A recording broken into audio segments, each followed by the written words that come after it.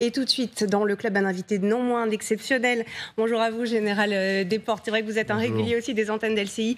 On est toujours heureux de vous avoir pour entendre la finesse de votre analyse sur ce qui se passe. Vous qui êtes ancien directeur de l'école de guerre, vous enseignez aussi la stratégie à Sciences Po et HEC. Et justement, vous qui enseignez la stratégie, que pensez-vous de celle qui est mise en œuvre par Donald Trump? Comment la qualifieriez-vous? Est-ce qu'il y en a une d'ailleurs? Bien, merci de me poser cette question. Moi, je pense que c'est une A-stratégie. C'est-à-dire que, justement, on ne voit pas où il y en a. Il y a probablement une idéologie qui est certaine. Il y a probablement une vision un peu floue de ce qu'il veut produire dans le monde. Mais moi, je ne vois pas de stratégie. Le stratège, ce n'est pas quelqu'un qui prend une mesure un jour et la démet le lendemain, qui fait copain avec Poutine un jour et le menace de sanctions une autre, si vous voulez. Ça, c'est des réflexes tactiques, c'est des réflexes de commerçants. Et je pense que M. Trump, ce qu'il est d'abord, c'est effectivement un dealer, quelqu'un qui voit à court terme et qui ne comprend pas le mal qu'il est en train de faire à sa nation d'abord et puis à l'Occident en général. Alors, on est à l'aube générale d'une semaine décisive, avec des rendez-vous qui vont peut-être donner forme à un plan de paix. Peut-être pour l'Ukraine. La première étape, ça va être Riyad.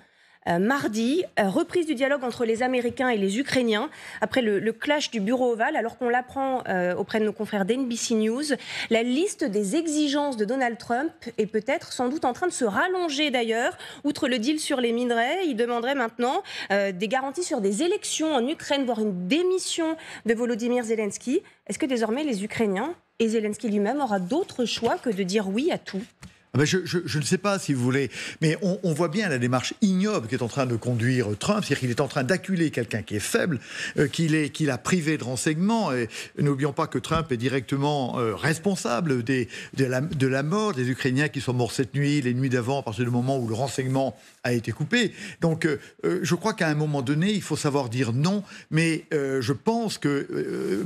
pourquoi est-ce que Zelensky, qui a été démocratiquement élu, est mieux que ne l'a été le président Trump, démissionnerait? Et on sait bien que l'opinion ukrainienne est parfaitement, et pas parfaitement, mais majoritairement favorable au maintien au maintien du président Zelensky. C'est pas parce que le président Trump a des démarches autocratiques qu'il doit imposer la démission d'un président qui a été élu. Donc à un moment donné, il faudra savoir dire non. Mais Zelensky ne peut dire non que si l'Europe est derrière lui. Et si l'Europe immédiatement fait les efforts, la France va le faire. La France va envoyer pour 200 millions d'armements. C'est peu, mais c'est déjà ça. Mais c'est le moment ou jamais pour l'Europe de sauver l'Ukraine et par là même de sauver son honneur. Alors, vous le dites, ça va se jouer en Europe également, l'Europe qui tente de s'organiser dans l'urgence.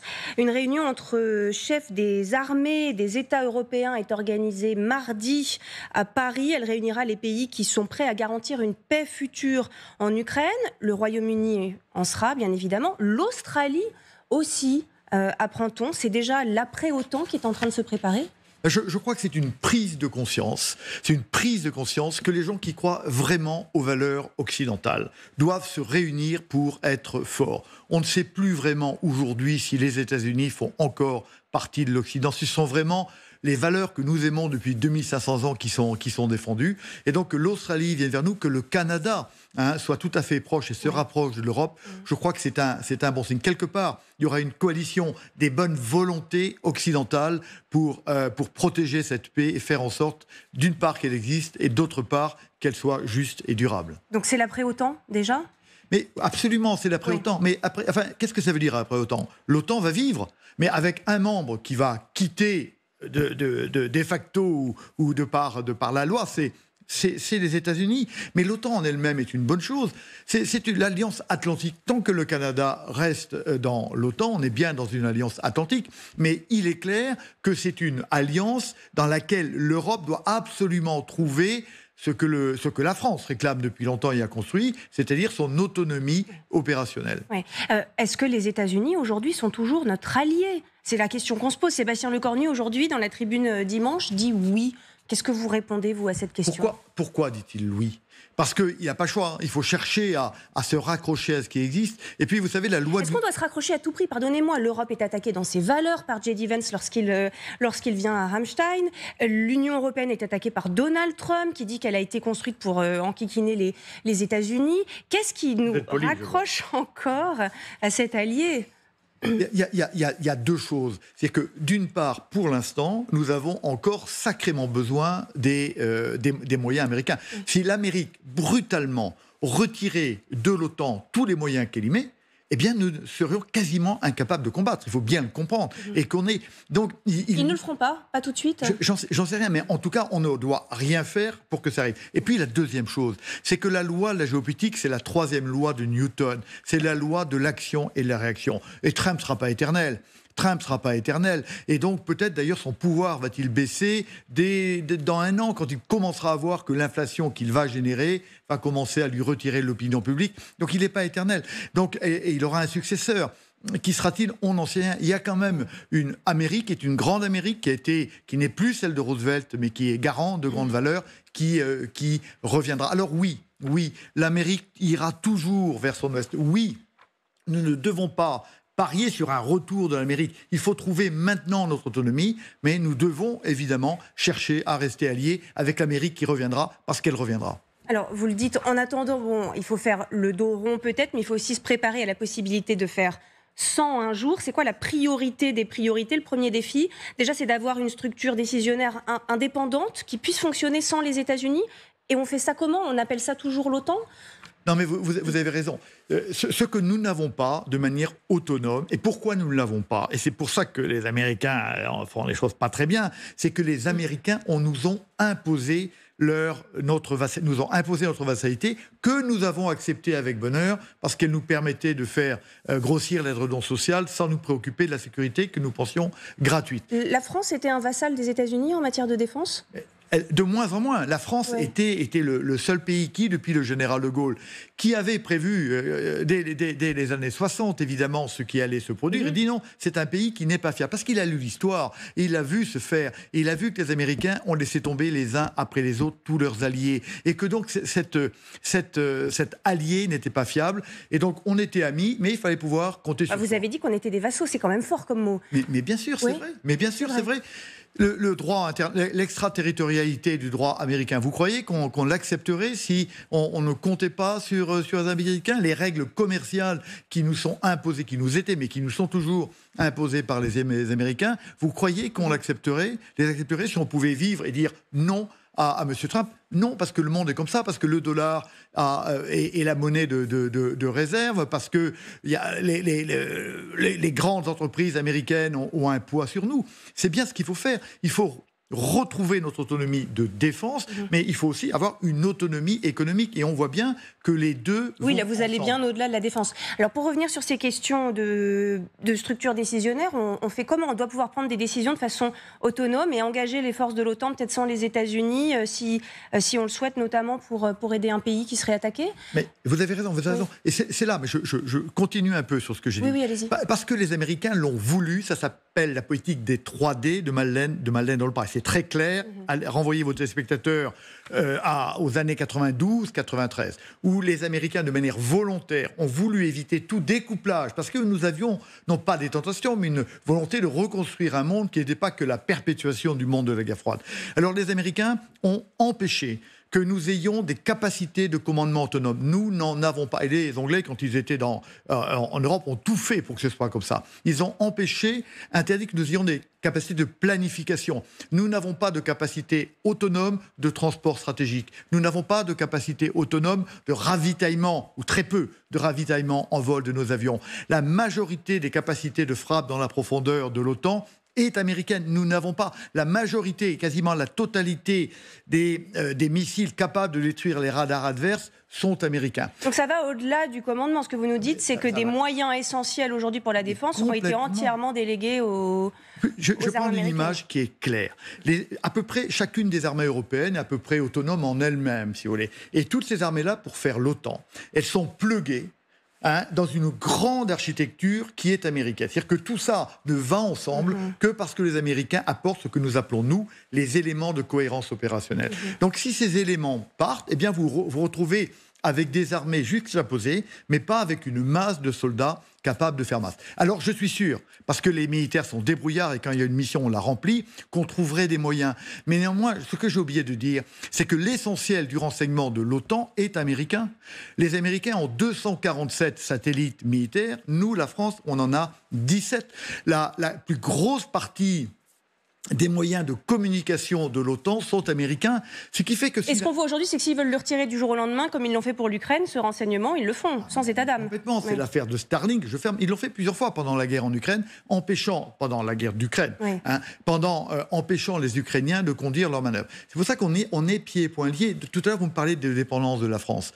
Vous savez que la France s'est rendue compte, pendant la première guerre du Golfe, que les Américains leur racontaient n'importe quoi, les menaient par le bout du nez, parce que nous n'avions pas de système de renseignement. C'est pour ça qu'on a créé, par exemple, à ce moment-là, la direction du renseignement militaire, que nous nous sommes rendus compte qu'il fallait multiplier nos satellites et on l'a fait. Et aujourd'hui, donc, on est dans cette dépendance qu'il faut arriver à casser. Bon, mais oui, aujourd'hui, on aurait de gros problèmes, bien sûr. On met combien d'années à sortir de cette dépendance, si on veut le faire? Encore une fois, il faut faire confiance aux nations, il faut faire confiance aux militaires. Quand il y a le feu au lac, ils vont trouver quelque chose. La conscience est collective pour vous aujourd'hui. On a l'impression qu'elle est quand même plus effective dans certains pays que dans d'autres, et que certains pays sont peut-être moins pressés de se séparer ou du parapluie américain. Mais bien sûr, il y a 80 ans d'asservissement, de vassalisation. Ça ne s'enlève pas comme ça. Mais on a quand même des leaders qui sont forts, des leaders comme le futur chancelier allemand, qui a bien compris qu'on était dans un changement d'époque. On a compris le Premier ministre Steinmeier également. Le Premier ministre polonais a du mal parce que... La Pologne. On va voir ce que dit le président ce soir sur votre plateau. À 18h, ce sera interview du président Duda par Dariusz Rochevin. Mais la Pologne commence à sentir que là, elle a misé sur une assurance dont elle n'est pas du tout sûre du résultat. Vous parliez de cette dépendance à tous les échelons des Européens vis-à-vis des Américains, mais ça va même au-delà, dans les armes même qu'ils ont achetées aux Américains, qui sont les leurs aujourd'hui ou qu'ils ont commandées. On parle des F-35 et on apprend avec stupéfaction que les Américains peuvent empêcher les F-35, en fait, tout simplement, d'opérer, de décoller. Est-ce que, par exemple, le futur chancelier Merz doit annuler sa commande de F-35 auprès des Américains? Écoutez, j'en sais rien après ces affaires de droit, mais ce que vous dites est vrai. Ce qui explique que, pour nos avions Rafale, par exemple, eh bien, il y avait quelques petites pièces qui étaient américaines. Et donc, il y avait une certaine dépendance. Eh bien, la maison Dassault Aviation a fait en sorte, désormais, que le Rafale soit intégralement français. C'est toujours ce qu'on a dit. Et on a eu des armes américaines, par exemple, on a eu des missiles américains en Afghanistan. Il fallait demander aux États-Unis si on pouvait s'en servir. On voit que la dépendance, c'est terrible. On voit que notre porte-avions même a des pièces qui sont américaines. Oui, comment s'appelle le système de lancement des avions est américain, donc c'est une grande vulnérabilité. Donc, alors après, si vous voulez, il y a deux choses. Il y a les F-35, par exemple, on peut l'arrêter de Washington. Je suis pas sûr que tous les armements puissent être juste déconnectés sur un bouton à partir de Washington.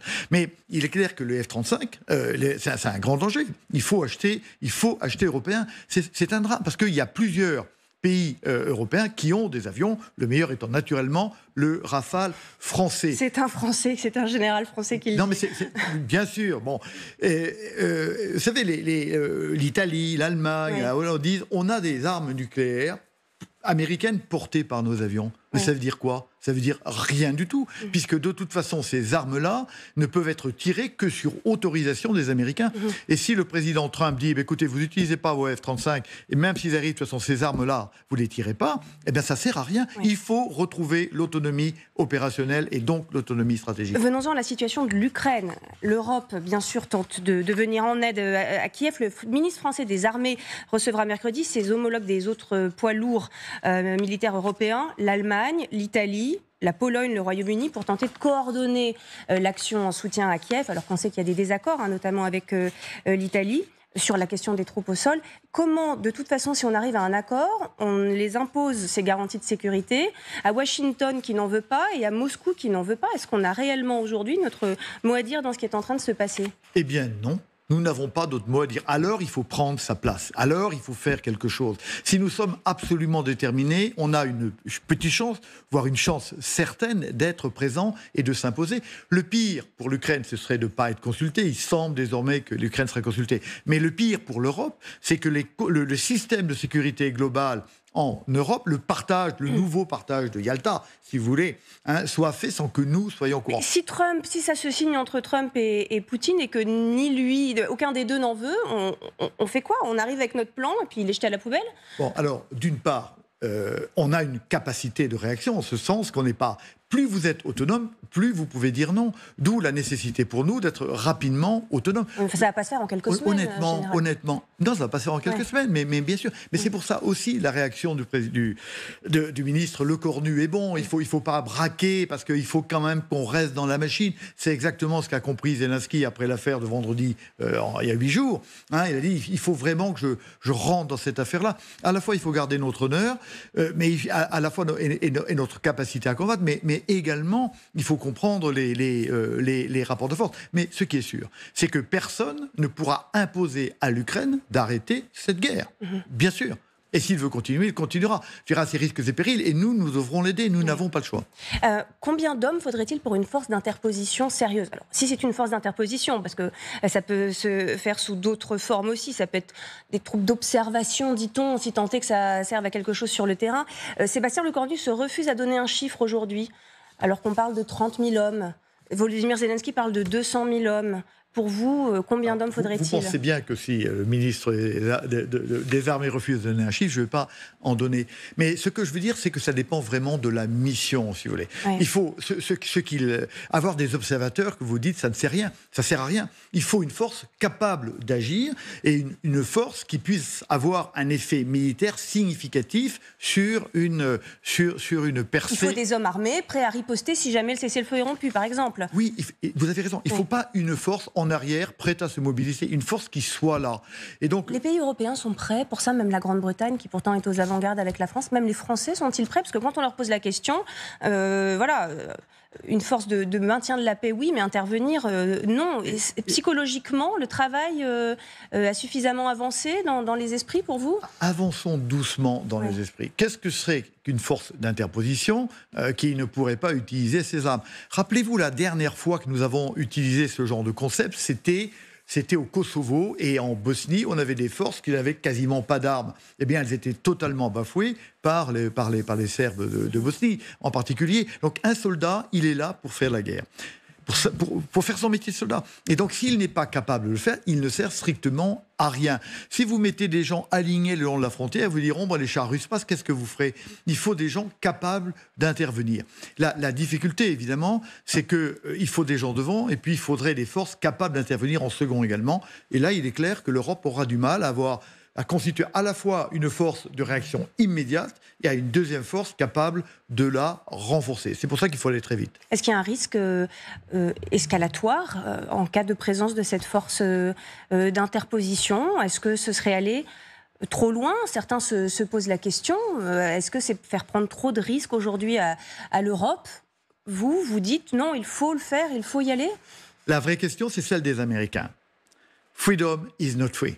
Est-ce que la liberté, je m'en fiche complètement, et je préfère, pour être clair, parce que c'est le cas, être rouge que mort. C'est la vraie question.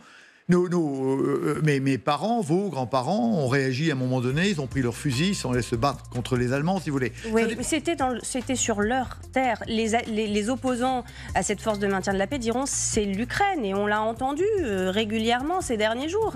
Cette guerre, disent certains, finalement, ne nous concerne pas. Il serait bien aveugle, celui qui ne comprendrait pas que si la Russie est arrivée à casser l'armée ukrainienne, elle n'aura pas la tentation d'aller plus loin. Si nous, Européens, nous n'avons pas été capables d'empêcher ce désastre, ils penseront que nous n'arriverons pas. Nous avons dit, si l'Ukraine tombe, nous allons perdre notre crédibilité. Eh bien, si elle tombe, nous aurons perdu notre crédibilité, alors nous serons dans un grand danger. N'oublions pas ce que disait De Gaulle en 61, au moment de la crise de Berlin, tout recul excite l'agresseur et le pousse à agresser. Eh bien, il ne faut pas reculer, il faut être ferme. Poutine ne s'arrêtera que devant la détermination des nations européennes. Merci beaucoup, Général Desportes, d'avoir été notre invité.